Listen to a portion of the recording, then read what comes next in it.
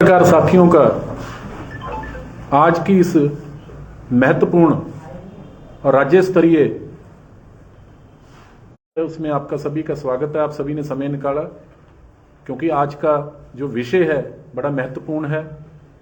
आज की इस पत्रकार वार्ता में मेरे साथ भारतीय जनता पार्टी की सरकार द्वारा जो यूएसए के साथ ट्रेड डील की गई है, अधिकतर आज उसी से यह संबंधित है।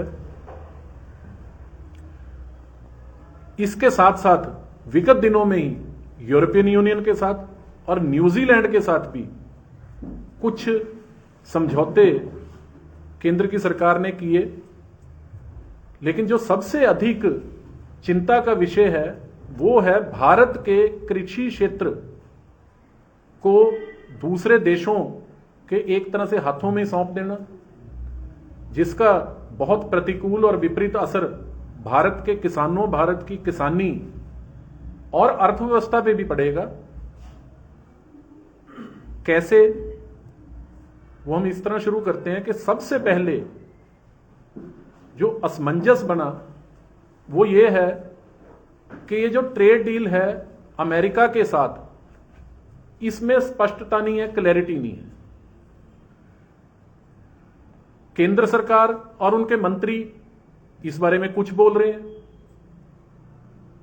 यूनाइटेड स्टेट्स ऑफ अमेरिका इस बारे में कुछ और बोल रहा है, ट्रंप जी इस बारे में कुछ और बोल रहे हैं।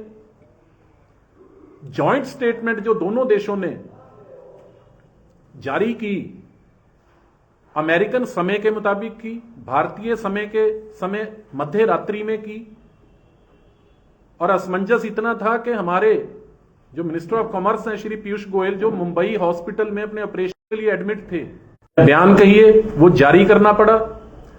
उसके बाद अमेरिका ने एक फैक्ट शीट जारी की।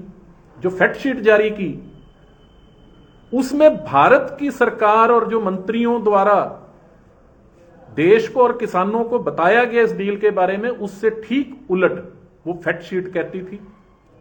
फैक्ट शीट देश के, मैं कोट नहीं करूंगा, पर देश के कई प्रतिष्ठित अखबारों में भी वो छपी है, पब्लिक डोमेन में है, अमेरिका की सरकार की वेबसाइट पे है। जैसे इसमें कहा गया कि भारत के किसानों के हित बिल्कुल सुरक्षित रखे गए, ये भारत सरकार कह रही है, और कोई भी ऐसे कृषि उत्पाद भारत में आयात अमेरिका से नहीं किए जाएंगे जो भारत के किसान पहले से उगाते हैं, बेचते हैं, या जो उनकी आर्थिकी का आधार है। और अमेरिका की फैक्ट शीट खास तौर पे, जैसे उसमें कहा कि हम दालों का आयात नहीं करेंगे, लेकिन अमेरिका सरकार की जो फैक्ट शीट है वो ये कहती है कि दालों का निर्यात होगा। बहुत विरोधाभास है। दो देश एक ही कागज पर साइन करें और एक देश उसका कुछ और बोल रहा है और दूसरा हमारा देश उस बारे में कुछ और बोल रहा है। अब इसमें बड़ी हास्यास्पद स्थिति है अगर हम इसकी और गहराई में जाएं। केंद्र की सरकार ने कहा